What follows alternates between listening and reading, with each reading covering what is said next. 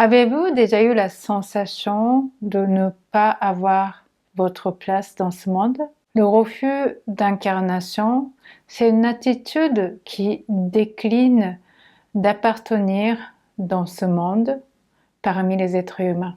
Et cette attitude de refus d'incarnation, ça peut être vécu consciemment que inconsciemment. Voici les signes que peut-être vous refusez votre incarnation.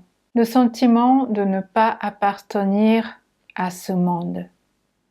Le sentiment d'être étranger, étrangère. Le sentiment de dégoût de ce monde, de l'humanité. Se sentir différent de son entourage et se sentir incomprise. Et puis aussi souvent se sentir constamment agressé, bousculé par la brutalité du monde et de l'humanité. Est-ce que ça vous parle? Alors avec le recul, je me reconnais dans ma jeunesse d'avoir vécu dans le refus d'incarnation, mais à l'époque, je ne savais pas mettre le mot dessus. Je ne me sentais pas très à l'aise au quotidien, avec les amis, à l'école, mais même au sein de ma famille. Je me suis posé la question plusieurs fois si j'étais pas un enfant qui a été ramassé sous un pont. Je me sentais différente, décalée, et à la limite, ne pas être apte à cette société. Et cette attitude, cette manière d'être, manière de percevoir était tellement ancrée et ça faisait partie de mon identité, et j'ai été même très attachée à cette image de moi qui est sensible, qui est d'une certaine manière lucide, qui est vulnérable, qui est différent. Et du coup, quand j'ai pris conscience que cette attitude en partie ne contribuait pas toujours à mon bien-être et à mon épanouissement, au début j'ai eu de mal à lâcher prise parce que même si c'était une manière de fonctionner qui est plus ou moins tragique parce que ça m'éloigne de mon épanouissement, et en même temps, j'étais vraiment attachée à cette image de, un petit peu comme un profil d'artiste un peu sensible, vulnérable et tout ça, que c'est comme si je renonçais à cette partie, ou bien si je lâchais prise de cette partie, c'est comme si une partie de mon identité allait disparaître. Et donc j'ai eu de mal à lâcher prise avec ça. J'étais très attachée. Alors, quelles sont les origines de refus d'incarnation? La genèse de refus de l'incarnation se trouve très tôt dans notre vie, par exemple au moment de conception, ou même avant la conception, et puis pendant la gestation, et puis dans le processus de l'accouchement, de naissance, et puis quelques mois ou quelques premières années après la naissance. Et voici quelques exemples des événements qui peuvent amener à la personne de refuser son incarnation, que ça soit conscient ou même plus souvent inconscient. Par exemple, ce sont des naissances qui n'ont pas été désirées. Ça peut être la naissance qui a été attendue comme pour quelqu'un d'autre ou avec un bébé de sexe opposé. Par exemple, dans mon cas, j'étais attendue comme garçon et j'étais une fille. Ça peut être également le stress que nos parents ont ressenti pendant la gestation. Ça peut être aussi les chocs physiques. Ça peut être aussi le syndrome de jumeaux perdus. Ce sont des phénomènes qui sont observés que certains bébés, en fait, au moment de conception, ils sont conçus comme jumeaux, jumelles.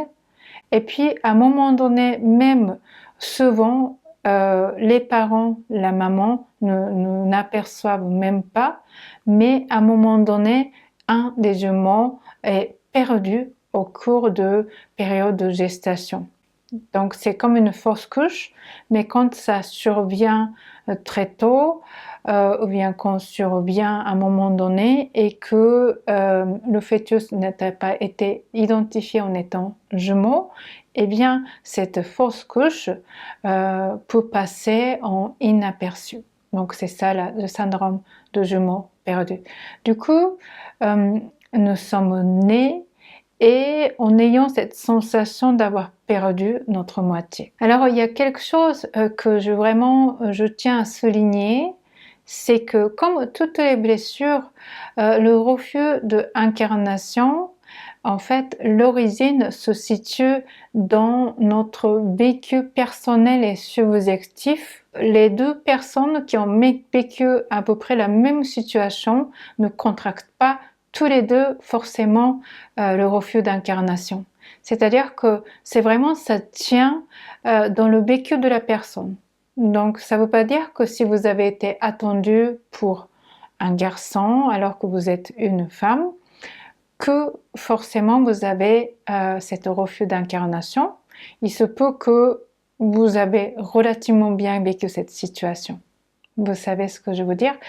Ou bien, au contraire, si c'est un événement qu'on aurait la tendance de juger mineur, insignifiant ou pas assez grave, mais que lorsque le vécu intérieur était très douloureux, très intense, eh bien, on peut contracter le refus d'incarnation ou d'autres blessures de l'âme. Quelles sont les conséquences du refus d'incarnation? Eh bien, les caractéristiques de conséquences de refus d'incarnation se manifestent à travers notre attitude de refus et d'éloignement. Par exemple, on entend souvent de la bouche des personnes qui se trouvent dans le refus d'incarnation les phrases comme « je ne veux pas exister dans ce monde »,« je n'en fais pas partie de ce monde ». C'est aussi les phrases comme « je ne veux pas vivre dans ce monde »,« je n'ai pas choisi de naître et vivre dans ce monde ». Et puis aussi, je me sens comme extraterrestre. Et la variante, c'est que j'ai l'impression que j'ai été ramassée sous un pont. Ce monde est beaucoup trop violent pour moi. La variante, c'est ce monde est beaucoup trop cruel pour moi. Ce monde est beaucoup trop injuste pour moi. Consciemment ou inconsciemment, lorsqu'on refuse son incarnation, eh bien, on manque de l'ancrage et on a du mal à plonger pleinement dans l'expérience du vivant.